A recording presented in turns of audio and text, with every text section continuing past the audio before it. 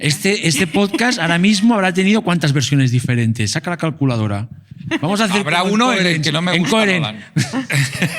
Estás escuchando Radio Primavera Sound, proudly presented by Cupra.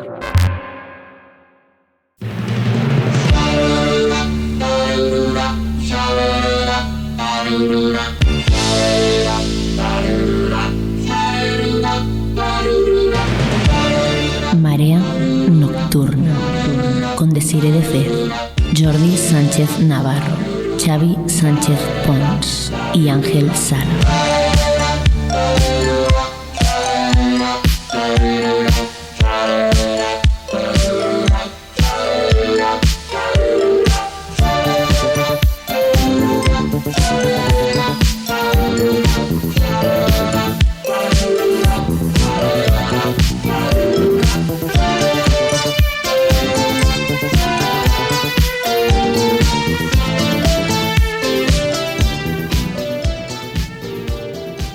Bueno, buenas tardes. Bueno, en primer lugar, moltes gràcies a la Bienal i a l'Ajuntament de Barcelona per convidar-nos a formar part del programa d'aquest any. Gràcies al Toni per la introducció que ens ha fet.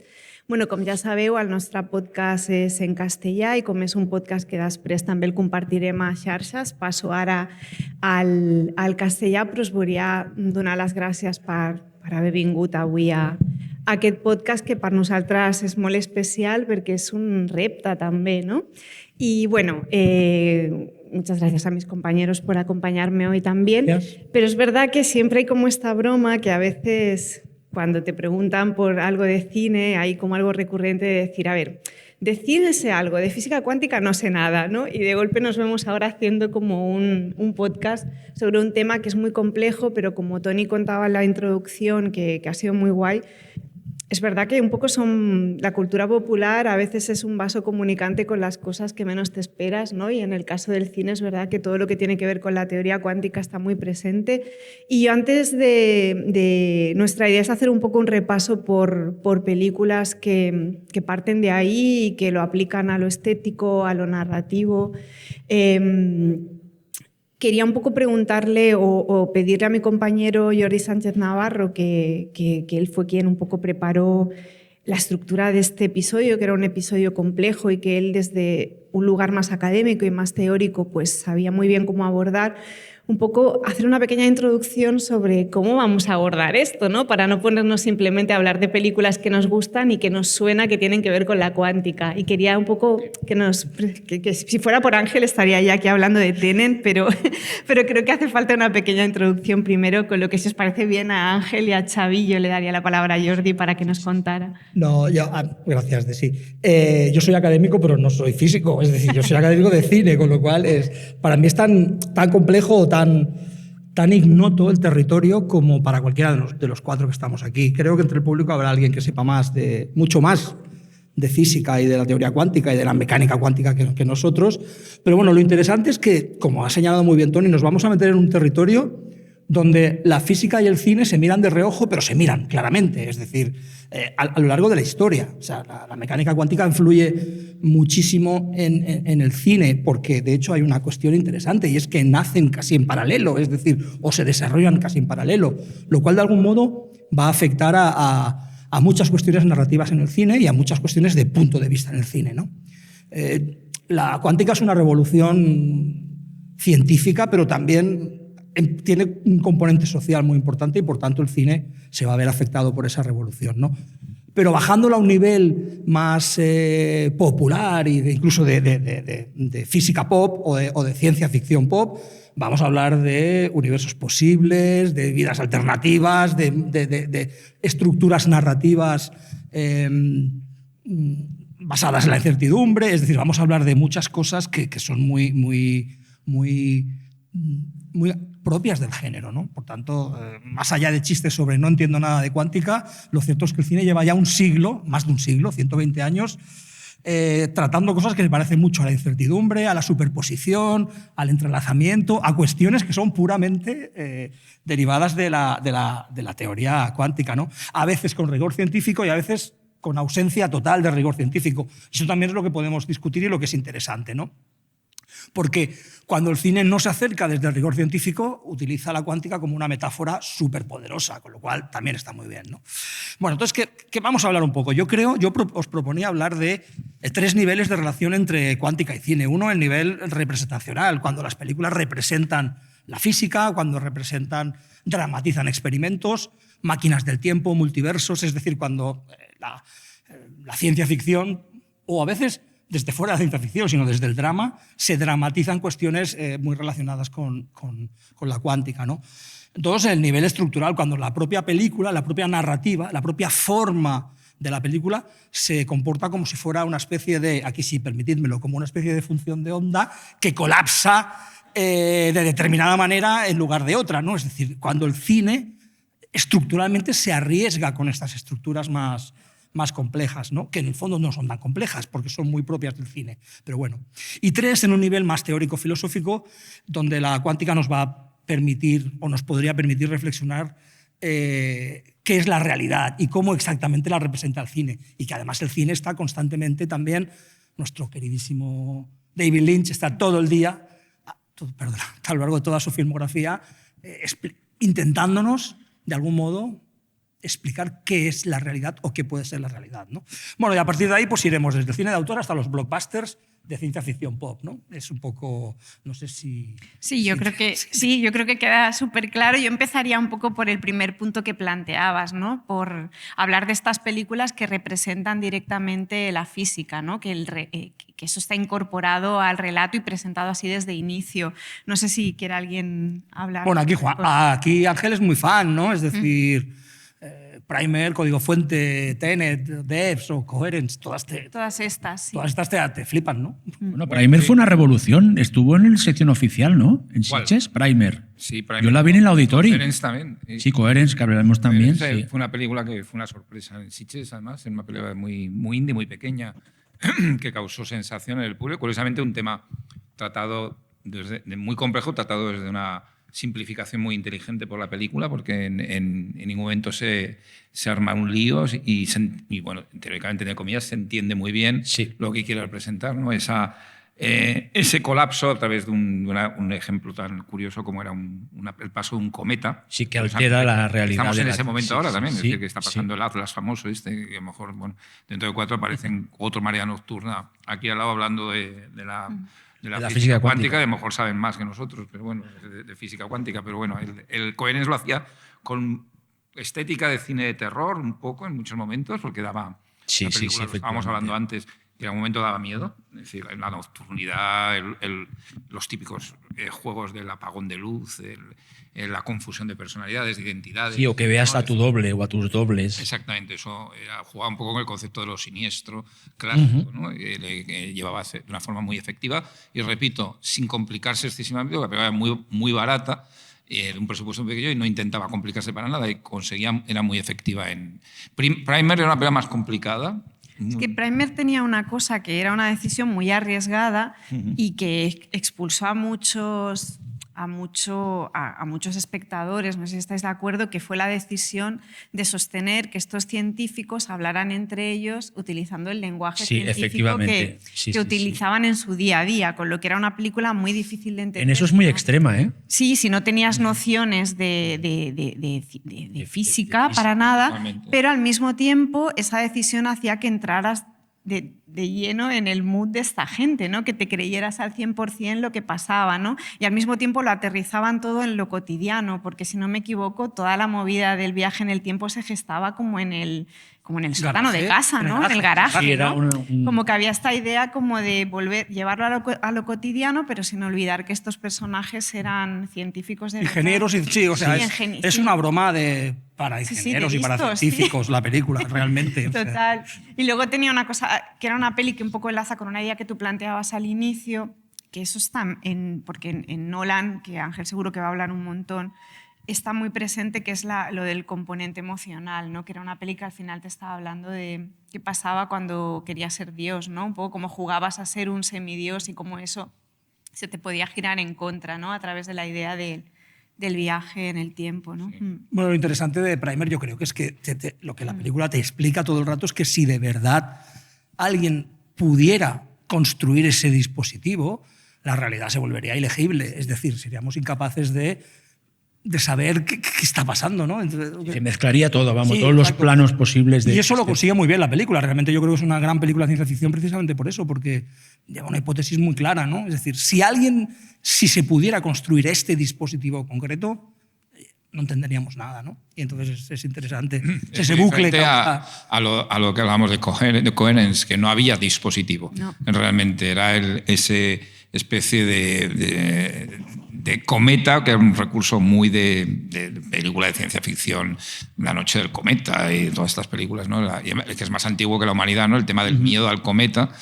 Y se desencadenaba esa especie de Y además, Ángel, tormenta cuántica, ¿no? De que empezaba a salir dobles por todos sitios, ¿no? lo muy curioso de aquí es que la figura del científico está fuera está fuera de campo, porque es el hermano de uno de los protagonistas, que le dice: no, me ha dicho mi hermano que si pasaba algo raro cuando viniera el cometa, que es muy gracioso porque el elemento este científico está fuera del relato, o sea, no lo ves nunca, ¿no? Son ellos hablando de qué es el gato de Rodinger y uno lo explica. Y nombran, me parece, realmente, si yo fuera profesor, sería una película que pondría a mis alumnos jóvenes, adolescentes, que vieran Coherence, para que algunas nociones de física cuántica, yo también, que como DESI no controlo mucho, realmente es una puerta de entrada, porque la volví a ver para preparar el programa, y es que se aguanta perfectamente la película. O sea, no ha Tiene que perdido durar, frescura. Entiende muy bien la parte esta emocional de los pequeños dilemas que tienen los personajes, de relaciones amorosas, están bien, y luego lo que decía Ángel, es que da miedo. O sea, es una película de ciencia ficción y de terror. O sea, en plan, está hablando de que, ahora cuando decía Tony que la física cuántica podía abrir cosas de terror, es que en esta película demuestra que sería un terror, ¿no? Cuando pican a la puerta, que son los dobles los que están picando. O sea, parece un jump scare muy bien trabajado de James Wan, pero en una película que el MacGuffin es la física cuántica, ¿no? Está muy bien realmente. Y sobre todo cuando en un momento determinado, con uno de los personajes, la chica que es la más protagonista, ya sé lo que vas a decir, sí. le dice uno de ellos, dice: ¿y si nosotros somos los visitantes? Es decir, que no somos creemos que somos los originales, por decirlo de alguna manera, y no. Es decir, nosotros estamos en esta casa, pero hemos salido fuera y hemos vuelto. Y de hecho, sí, y en ese momento ellos toman la conciencia de que no son los que creen que son, ¿no? Entonces, bueno, es que es terrorífico el momento. No vamos a hacer más spoilers, pero hay un spoiler que podemos hacer, spoiler, que es que la película, tiene 10 años. para que veamos como lo que decía también Jordi, de que la física cuántica está ahí en un terreno pop, y tú también deciré, es que ellos mencionan un momento 2 vidas en un instante. Claro. Y dices, esto parece Slate Doors. Es muy gracioso porque ya ves ahí cómo están utilizando la cultura pop un poco para explicar. Película de la que yo proponía que habláramos, pero como es una comedia, no. Sí, podemos, pero podemos hablar, pero fantástico. Pero es una comedia fantástica, pero fantástica. O sea, 2 vidas en un instante es física cuántica. Sí, no, lo interesante es eso, ¿no? Como el barrio porque Coherence está en un barrio, como ya desde el mismo barrio vemos cómo la realidad se fractura en varias realidades, ¿no? Sí. Solo a nivel de barrio, con lo cual es alucinante lo bien que está la dramaturgia de esa película y la construcción, ¿no? Sí, es una construcción que antes lo hablábamos también, que es muy parecida a la de La invitación de Karin Kusama. Sí. Parece el mismo escenario prácticamente, pero una se resuelve de una manera y otra de otra. Pero porque yo creo que La invitación es un poco a mí me encanta la peli, pero que es un poco tramposa en ese sentido, ¿no? Como que plantea una situación que parece que va a ir hacia un lado y luego va a otro, pero cuando empieza parece que va a ser ese tipo de peli. A mí en Coherence hay una cosa que me entusiasma, y es que, bueno, en las películas en las que pocas veces pasa, pero cuando pasa es maravilloso, cuando los propios personajes empiezan a darse cuenta de que hay varias versiones de uno mismo, ¿no? Que hay mundos múltiples que están y que, bueno, tú dices, es que, bueno, lo que dicen, ¿no? El tematizar eso concretamente en la película. Pero, ¿sabes, Jordi, cuál es la gracia de eso? Que es que como es una película de, aunque no lo parezca, ultra bajo presupuesto, la rodó al estilo Blair Witch Project. O sea, a los actores no les avisaba quién iba a picar la puerta. A los actores se les daba cada día una parte solo del guión. O sea, que las revelaciones, cuando ellos se dan cuenta de cosas, era a veces la primera vez que eran conscientes de que ese era el twist. Solo falta O sea, que me digas que el director o guionista decidía al azar lo que pasaba al día siguiente. Entonces ya habría sido perfecto. hombre, ellos dicen que el guión iba sobre la marcha, pero que estuvieron un año preparando la película. Entonces, o sea, por lo tanto, entiendo que el año se lo pasaron preparando toda la parte esta de lo cuántico, de cómo lo vamos a explicar, pero los actores no tenían, sabían como nociones solo. Entonces, claro. A mí hay una cosa que siempre, que son estas preguntas ahí que lanzo, pero que me las hago en el momento. ¿Por qué coinciden en un corchete así de tiempo bastante cercano? Primer es de 2004, Cronocrímenes debe ser de 2007 o así. Sí. Coherence, ¿de qué año es? 2013, 2013, 14.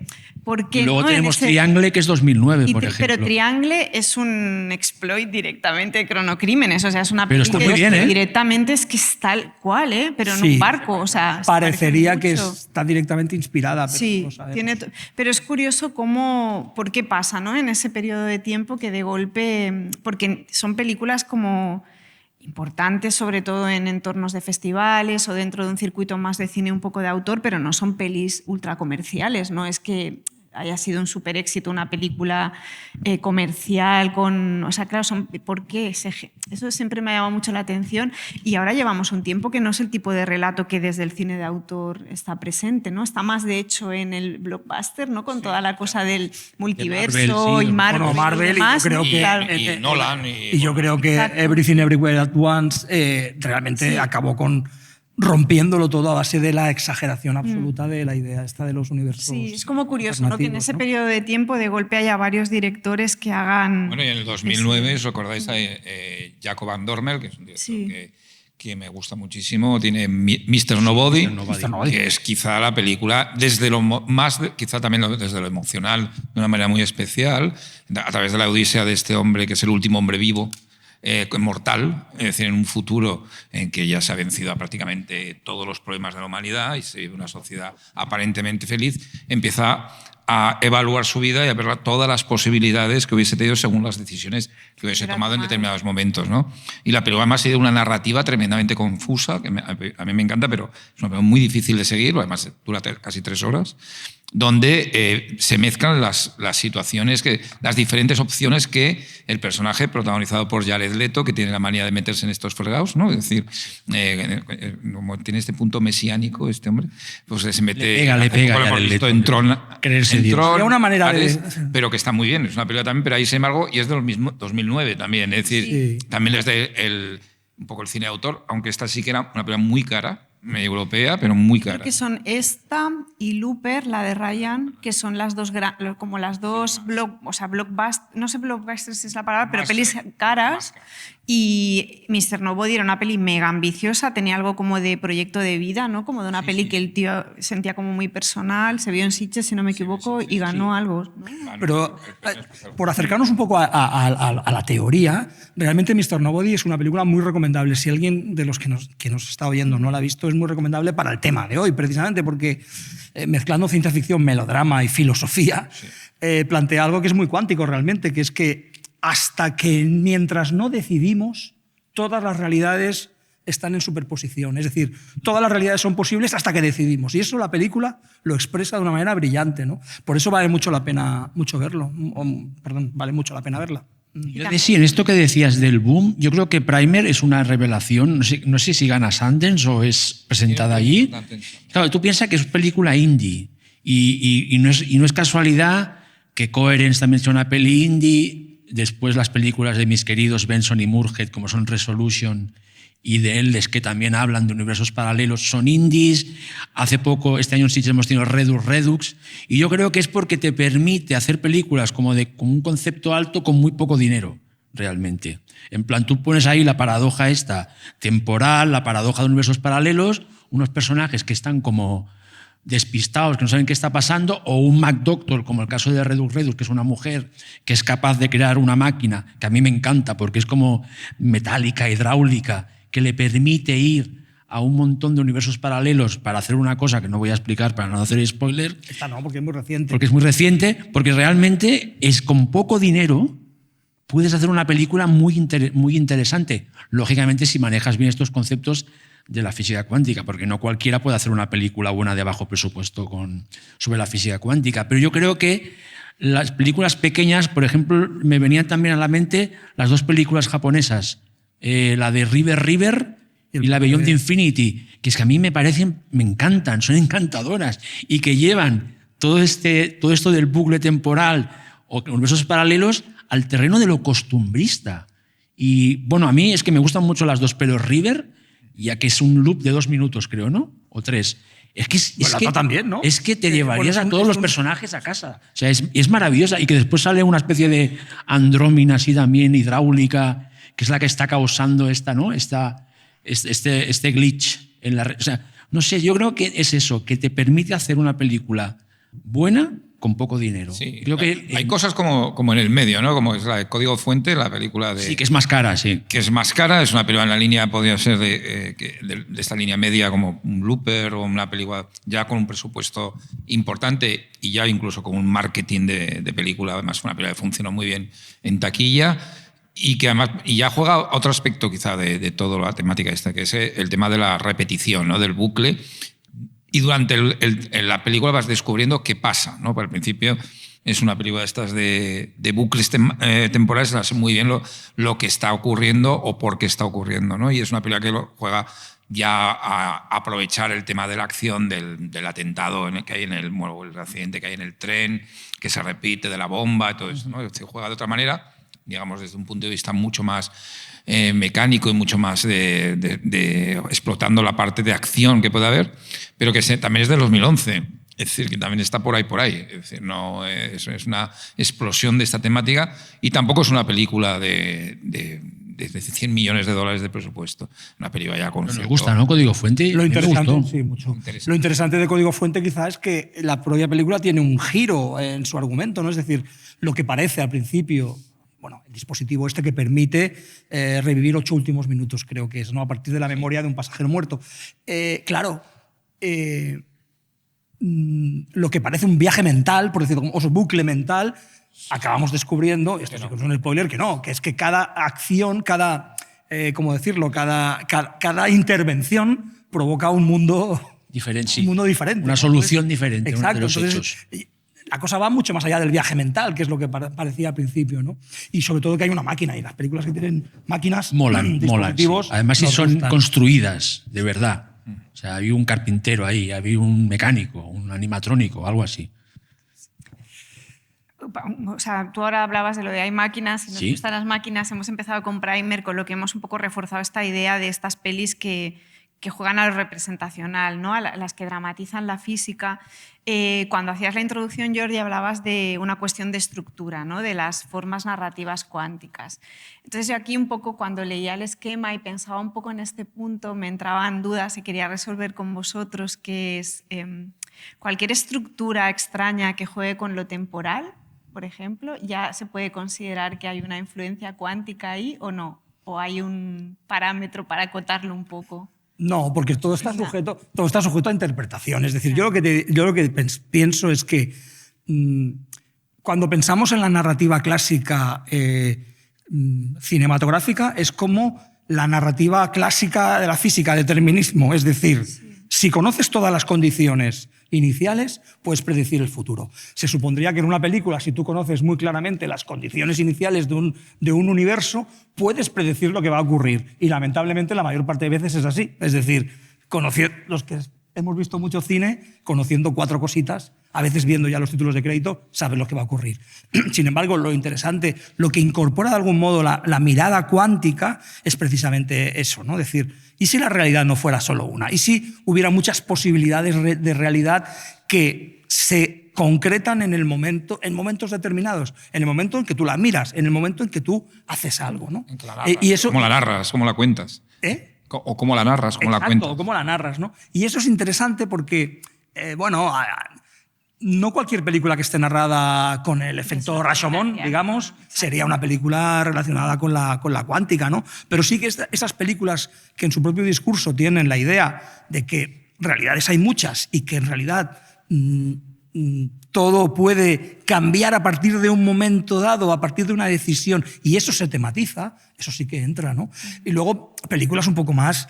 Bueno, nuestra adorada Mulholland Drive, ¿no? Que lo que hace es interpolar, digamos, dos niveles de realidad, el nivel onírico y el nivel de una presunta realidad, y que el propio espectador, como observador, no sabe en cuál está y no sabe qué pertenece a cada uno, qué de lo que estamos viendo pertenece a cada una de las realidades, ¿no?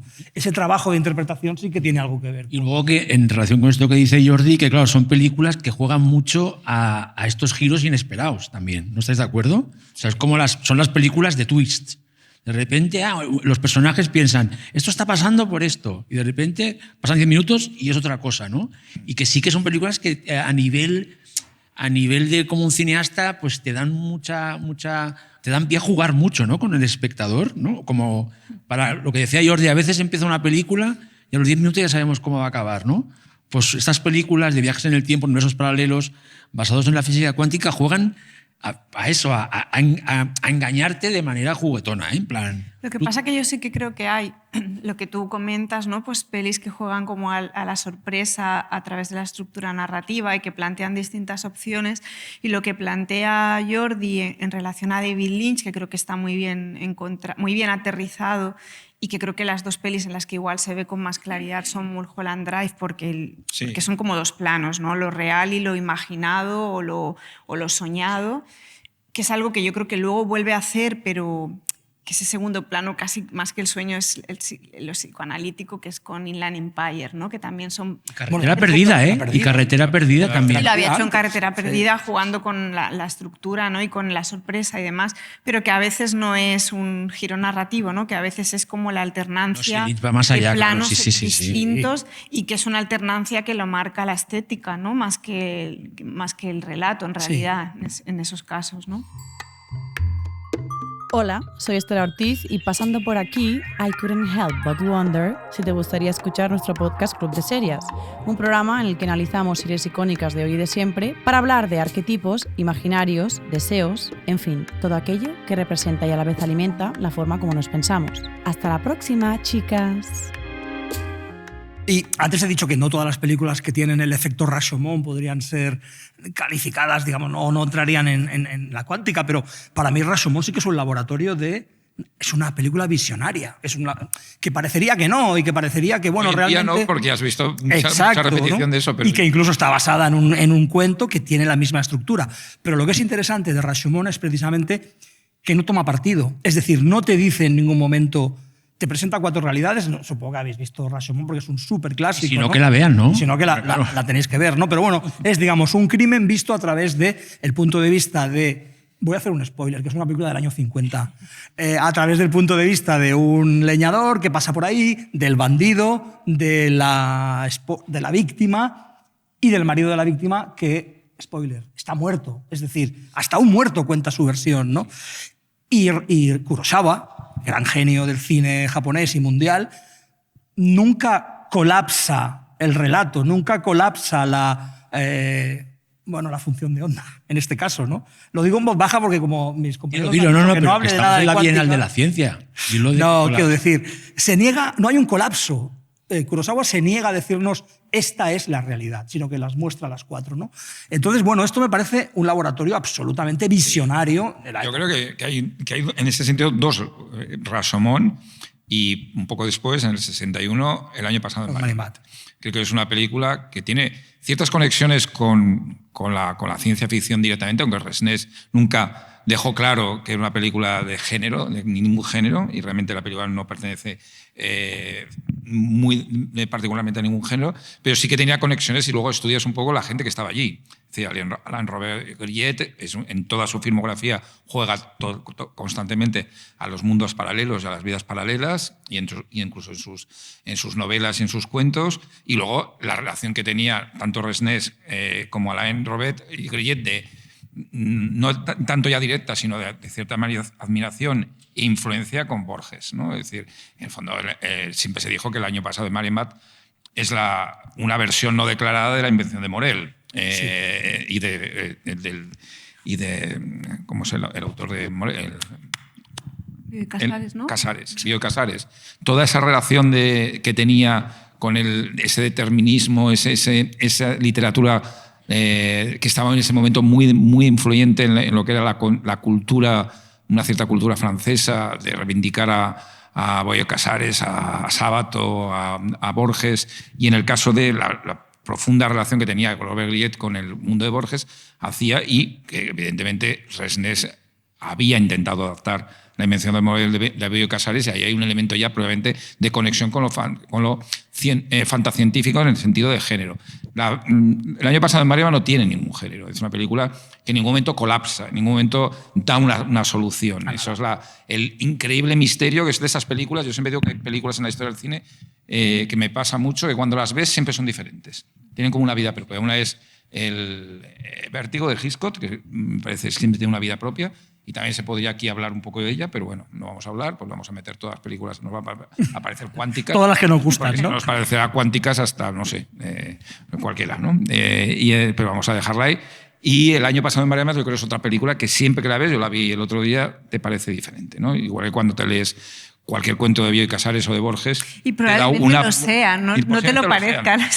Tienen vida propia. Si lees La invención de Morel, cada vez que la lees te parece casi un cuento o una novela diferente, ¿no? Es decir, y le pasa a muchos autores, y en este sentido es una forma, yo creo que es un laboratorio, y además está situado en un momento determinado, como luego me lo parece también un poco en un sentido muy diferente, aunque también hay teorías que hablan de que no solo el cine, sino que la fotografía ya era un cierto instrumento precuántico, es decir, y hay una película posterior que me parece también un laboratorio de ideas sobre eso, que es Blow Up, de Antonioni. De encontrar dividir el instante, ¿no? De fusionar el instante, igual que se fusiona el átomo, casi fusionar el instante. En este caso es que hasta que no revelas la fotografía puede haber cualquier cosa en la fotografía. Yo creo que películas situadas en 20 y pico años, 20 años, que son experimentos, solo que es la relación de la imagen y el cine con el tiempo.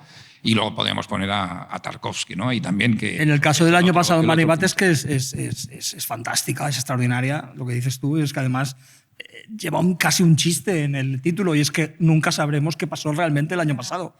No lo sabremos, porque el tiempo... Si era el año pasado. Exacto, porque el tiempo en ningún caso es lineal. El tiempo no es una línea, nos dice Resnés, sino un espacio completamente abierto de posibilidades. Con lo cual, tener el año pasado, tener una temporalidad en el título, es un chiste de... Más lejos incluso que Bioy Casares, que en la invención de Morel, en el sentido de esa sublimación de lo que es la división de tiempos, ¿no? En la película. Bueno, y luego Resnés, en el año 93, hizo una maravillosa que es Smoking, No Smoking. Que ahí directamente ya es eso, ¿no? Dos ya posibles acontecimientos es decir, partiendo del mismo evento, ¿no? Es un díptico maravilloso, 2 películas largas además, creo que cada una de ellas dura 2 horas, que es la realidad como se bifurca a partir de una decisión trivial como fumo o no fumo.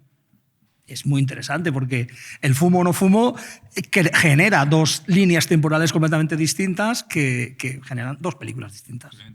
Es curioso, uno de sus pocos éxitos comerciales muy claros, que fue un éxito en Francia tremendo. Además es muy buena, es muy graciosa. Es muy buena, y no olvidemos que Resnés tiene una película maravillosa que vuelve a incidir en la narrativa de Casares, que es Jetem Jetem. Sí. Que es una película que ahí sí aparece un artefacto. Ahí es una historia con una especie de máquina del tiempo, y que juega muchísimo también a lo que podría haber sido esa posesión que tenía con haber adaptado el texto de Bioy Casares, ¿no? Os queda claro de si Alain Resnés es un cineasta cuántico.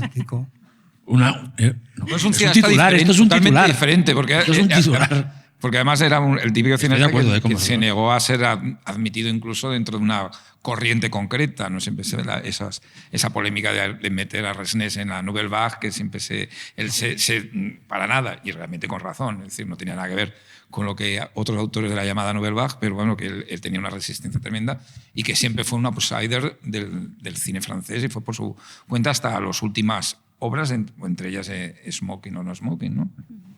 Y un poco como puente al cine comercial y cómo ha reflejado todo esto, ¿no? Pues lo que avanzamos al principio, ¿no? Todo este cine de superhéroes sobre multiversos, etcétera. A mí la figura de Christopher Nolan me intriga mucho por su obsesión por el tema, porque está prácticamente en toda su filmografía, es que está hasta en los Batman, ¿no? Si lo piensas. Pues Memento mismo. ¿no? Memento, seguro, por supuesto. Tenet, pero en Origen también. Y el tema del tiempo está claro. donde se oye constantemente un reloj, ¿no? Es decir, Y quería preguntaros un poco, bueno, tú sobre todo, Ángel, que creo que es la persona que más fan No, es de Nolan, es, es que yo Nolan. conozco. ¿Es que más fan de Nolan aquí? De Marea yo creo que sí, ¿no? El más fan, No, sí. yo también es mi fan. Soy fan también. Yo Sí, a pero veces bueno, sí, a pero- veces no. Y más sobre todo Tenet, que es una película que lleva un concepto complejo como es de entropía al espectáculo, ¿no? Es decir, objetos... Causalidad inversa. Sí, objetos y personas cuya línea temporal va hacia un lado y otros que pueden provocar que vaya hacia el otro lado. Entonces, en sentido inverso, quiero decir.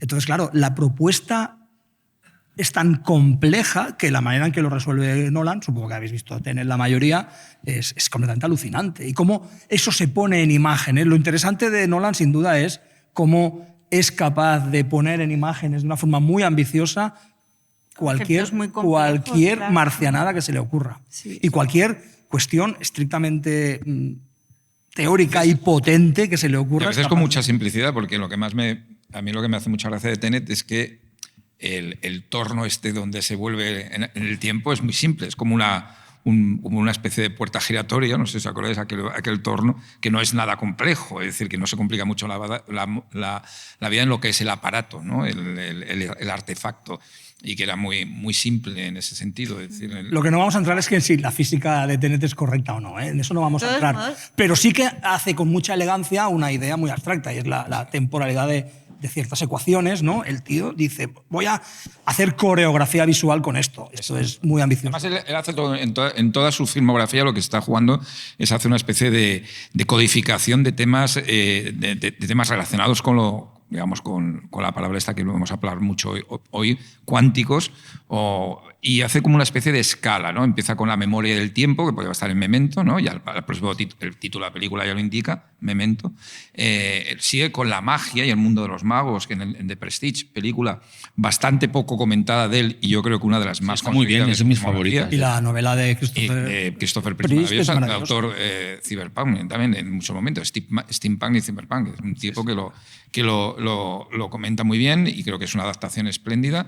Y luego ya pasa concretamente a tratar temas como el de los sueños, ¿no? Que también está muy relacionado con todo esto de una manera muy diferente a lo que le han hecho otros autores, ¿no? Con una superposición de capas que es muy del tema que estamos hablando, es decir, la forma de pasar de un sueño a otro, de hacer perder al espectador, incluso al que le está viendo, de dónde está la realidad de la película, ¿no? Y a los propios protagonistas de la película. Y para luego ya pues hacer este tour de force, que creo que es la película más compleja en ese sentido, que es Tenet, también es la que más discutida ha sido de sus también películas. es que él hizo como, voy a hacer un poco de broma, pero realmente visto con un poco de distancia, fue una brutal, nada más salir de la pandemia, estrenar Tenet. Sí, sí, Es decir, obligó a Warner en a un momento estrenarla en en el que cines, todo el sí, sí, mundo, sí. o sea, las dos cosas, el momento real y la peli van sobre salvar el mundo, ¿no? Pero claro, después de una pandemia lo que quieres son respuestas fáciles, ¿no? Y el tío, te vas al cine con la mascarilla todavía a ver el primer blockbuster post-pandemia y te viene alguien que en vez de darte una respuesta te empieza... Te vuelve la cabeza al revés. Claro, salimos todos muy enfadados, aunque te guste más o menos. No, pero era como, salimos bueno, desconcertados. A ver, podemos claro. salir enfadados o no, pero desconcertados sí. Hombre, era raro, ¿no? Como, por Es decir, favor, quiero la solución, no Pero si este tiene lío, una ¿no? cosa buena, bueno, yo creo que tiene muchas buenas. Nolan es que del cine sale siempre un poco no habiendo visto lo que esperabas. Interestelar, que es la otra gran película sobre el tema, y donde ya plantea, incluso con asesoría de equipo. Va sobre la relatividad. Sí, Claro y luego te empieza toda la teoría de cuerdas y todo el final, toda aquella puesta en escena de la habitación a través de una interfaz que es una librería, ¿no? Es decir, que es muy, muy curiosa. Sí, pero el tema... Sin embargo, la película que más ha calado, es decir, es una película que sí ha calado mucho en el público y que es una película que sí, se sigue viendo y se ha convertido en un fenómeno, sobre todo para gente más, para una cierta generación, ¿no? Interestelar.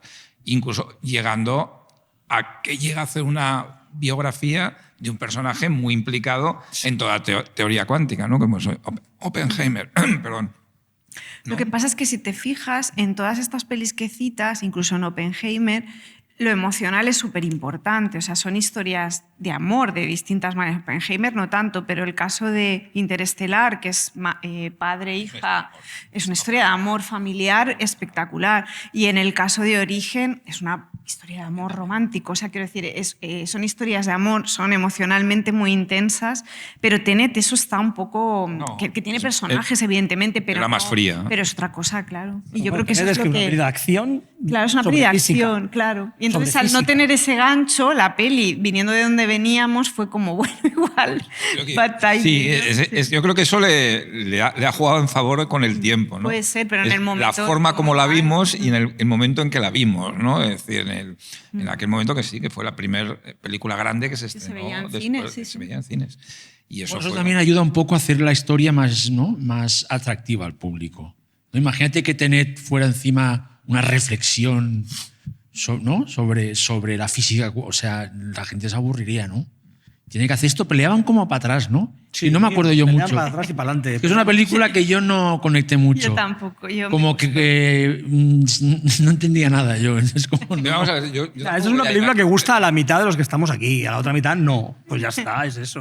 No, y tampoco los que nos gusta, que a mí me gusta mucho, tampoco diré que la entienda a tope. ¿eh? Es decir, No, yo es creo que no que se entiende. la gracia que tiene Tenet es que no creo que la entienda ni Nolan. Es decir, yo creo que es una película Bueno, que, no, que juega, y creo que en alguna entrevista Eso que he fue leído, lo- lo ahí es llega a donde dijo reconocer la un poco sí. que tampoco el objetivo es que tú entiendas la película. Es un juego muy, muy complejo, muy complicado, que tiene pues muchas texturas de lo que le gusta mucho a él, que es las pruebas de James Bond. Porque es así. Sí. Es decir, a él le encantan. Y el personaje de Kenneth Branagh, que es un villano de James Bond avant la lettre. Es decir, podría ser un villano de cualquier película con bomba atómica incluida. ¿eh? Es decir, que tiene todo lo de las películas de James Bond.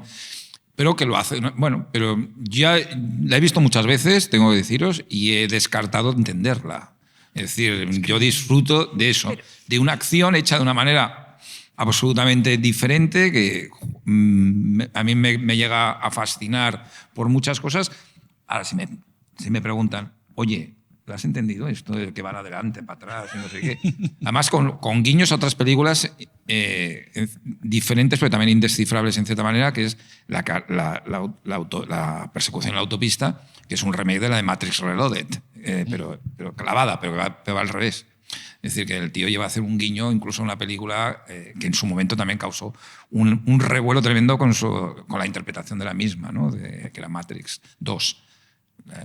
Que ya sabéis que me gusta mucho. Pero no fue Nolan que dijo esto de que es un meme de no hay que entenderla, hay que sentirla. ¿No dijo algo así con Tenet él? ¿Quién? Nolan Ah, vale, que dijo dijo, que no la sientas, no la entiendas, tienes que sentirla.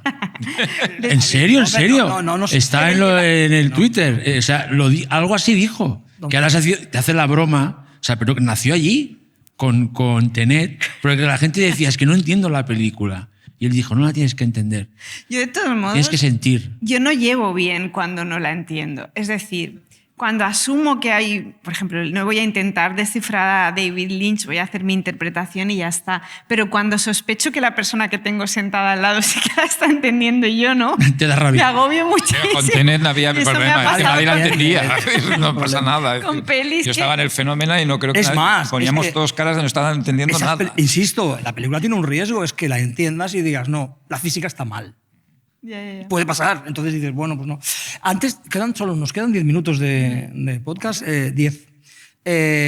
Hablemos de las pelis de bucles temporales, de puros bucles temporales, porque son interesantes para el tema que nos toca, que nos ocupa, porque, por ejemplo, la típica estructura de Atrapado en el Tiempo, o la típica estructura de...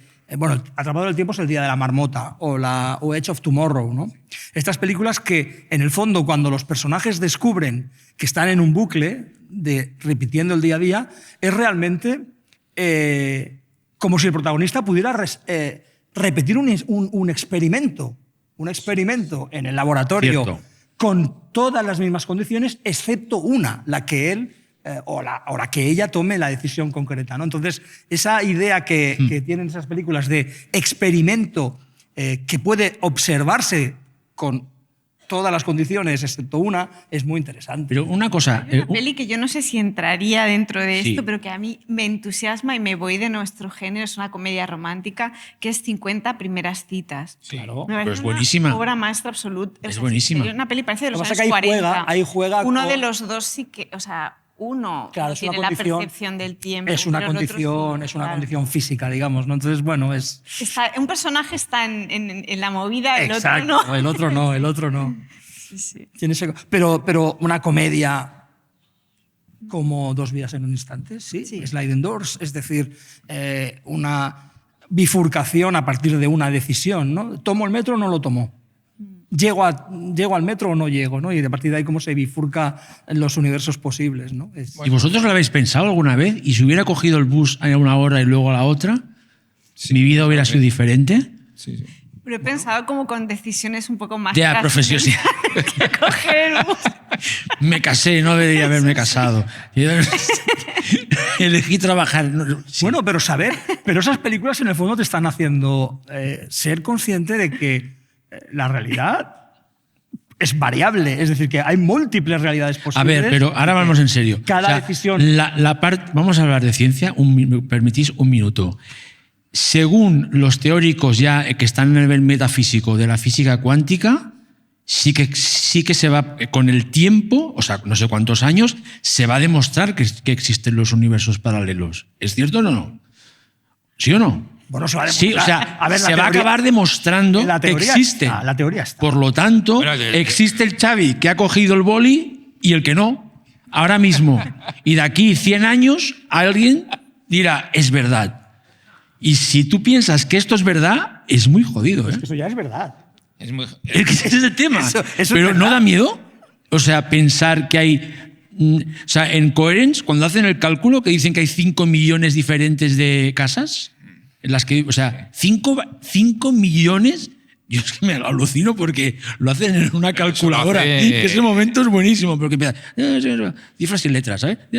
Y entonces da Eso lo miedo, hace porque muy bien 5 también. millones de salones como este, ahora mismo por culpa del planeta. Y entonces me da también- miedo, perdona. No, pues que- eso, que digo que es posible que esto que ahora es teórico Sí. y que estas películas teorizan y que no son, como tú decías, científicamente accurate, lo serán. Sí, y, Vale, ya está. y luego vendrá Perdón, el viajero ya en el está. tiempo que vendrá del futuro del Xavi que agarró el boli, pero acabará en el tiempo del que no lo agarró. Entonces, ¿qué es lo que pasa en Terminator Genesis? Si recordáis. Es decir, cuando alguien viaja y dice, no, pero es que has llegado a otro pasado. Es decir, es que no es a este. Tú sabes Esto que es muy una bueno, de ¿eh? las O Regreso al hipótesis Futuro más... 2. Mira, vosotros que yo soy fan, y creo que Ángel también. Una de las hipótesis más defendida por los ufólogos es que son visitantes del futuro.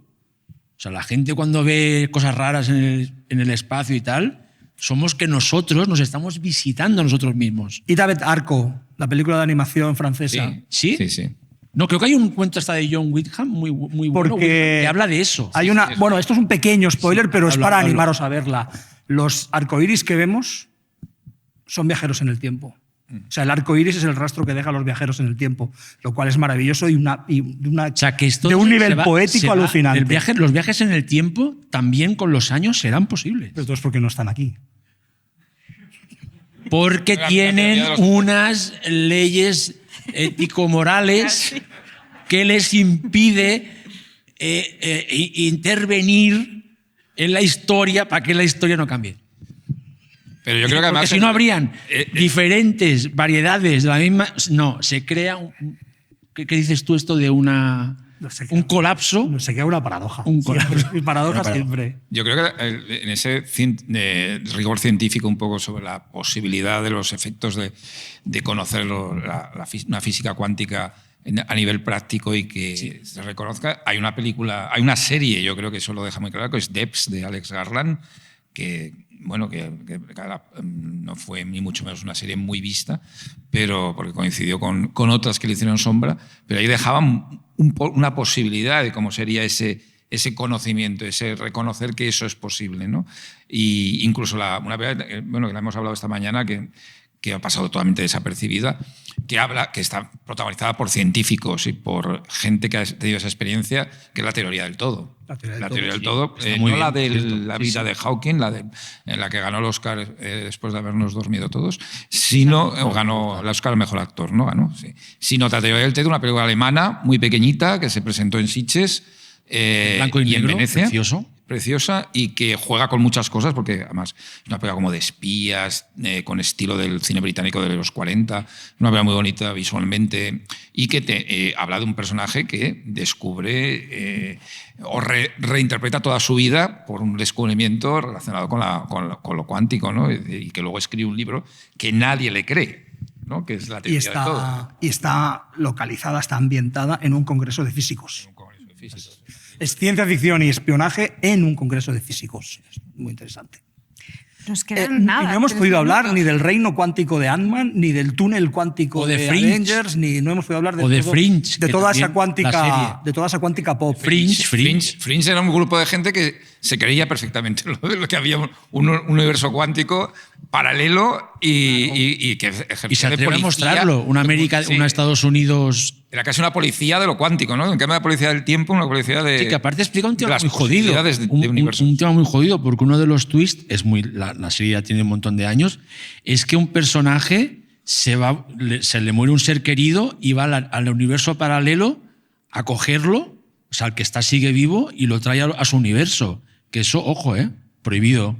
En las leyes de la cuántica no lo... Pero eso va a pasar, Xavi, eso va a pasar. Nos hemos olvidado una cosa muy importante, Jordi y compañeros, del tema de cómo se utiliza mismo el lenguaje y este tipo de narrativa cuántica para justificar hoy en día el propio cine de blockbuster. ¿No sí, de la Marvel. El reboot de Star Trek se basó en una paradoja cuántica. Es decir, que cuando en el nuevo Star Trek salen otros actores y tal igual, se refiere a que ha habido un universo paralelo creado, una anomalía en el que Spock es otro, en el que vemos que hay otro Spock y que Vulcano ha desaparecido y una serie de cosas que luego nos siguen, y se justificó eso para hacer incluso en la segunda parte un remake de La ira de Khan, en el cual se cambiaban en un juego de espejos los personajes de Kirk y de Spock, ¿no? Que el que moría era Kirk, y de la misma forma que muere en la segunda parte Spock en la ira de Khan, ¿no? Que era muy, muy curioso. O todo el cine de superhéroes. Pero todo eso, Ángel, lo que nos has dicho es que todo eso es para absoluto delicia de los fans de Star Trek, que nos flipamos con todo eso. Bueno, claro, pensar que tiene este episodio, que para mí es uno de los mejores de la historia, de la nueva generación, del bucle en el que la Enterprise se explota, y es a través de la repetición que Data es capaz de adivinar qué va a pasar. Bueno, que es alucinante. Es el que Orbital hicieron luego un sample. Sí. Un sample para... ¿Sí? Ah, mira, pues... Sí. Es que ese episodio, que no me acuerdo el título, perdón, es buenísimo. Pero sí, es muy curioso que ahora mismo los blockbusters utilicen la física cuántica las películas de superhéroes como si fuera lo más normal del mundo, ¿no? Hasta le ponen a una película Quantum Manía, ¿no? Te permite que puedas justificar que ha habido muchos Spider-Man. Pero a los científicos con les diferentes gustó, actores, y que los introduces en una película. Pero escuchadme, ¿a los científicos les gustó Quantum Manía? Tú, Jordi, que estás más conectado con el mundo... Lo desconozco. O a alguien que le gustó Quantum Manía. A mí me gusta Quantum Manía. Lo desconozco. Es de las que me gustan de las últimas... Bueno, últimas de Marvel, bueno, sí, más o menos. Pero es verdad. O sea, los chavales jóvenes están viendo, nuestros sobrinos, hijos, están viendo Quantum Manía.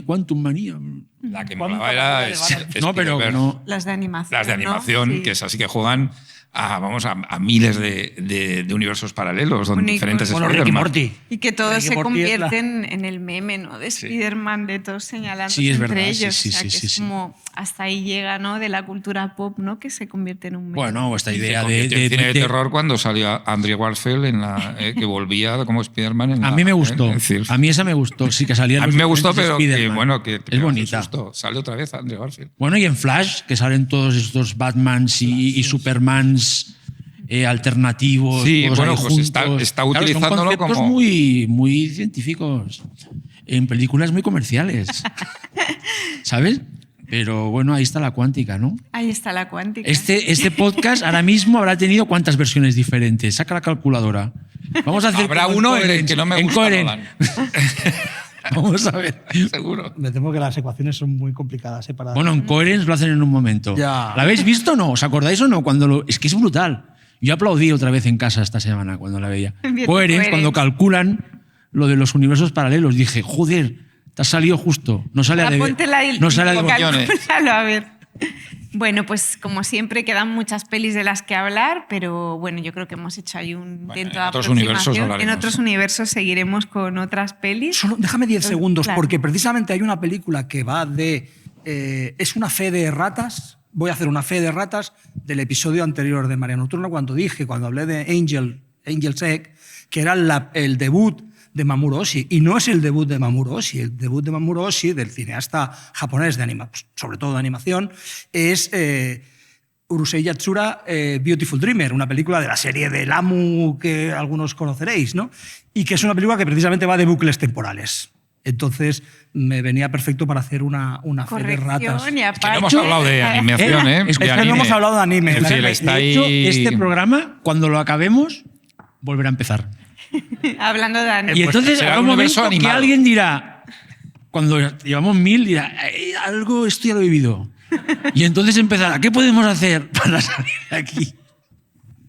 Muchas gracias. Bueno, oye, vamos a darle las gracias que has venido con el frío que pega hoy. Muchas gracias. Habéis llenado casi el venido porque fuera parece la cosa. Muchas gracias por venir. Del año, sí. Gracias. Con un día como muy... No ha sido un sueño, ha sido real. No ha sido un sueño, ha sido real. Muchísimas gracias a la Bienal, al Ayuntamiento, al equipo de Radio Primavera Sound y a mis compañeros por esta velada y gracias a vosotros. Gracias. Chao. Gracias.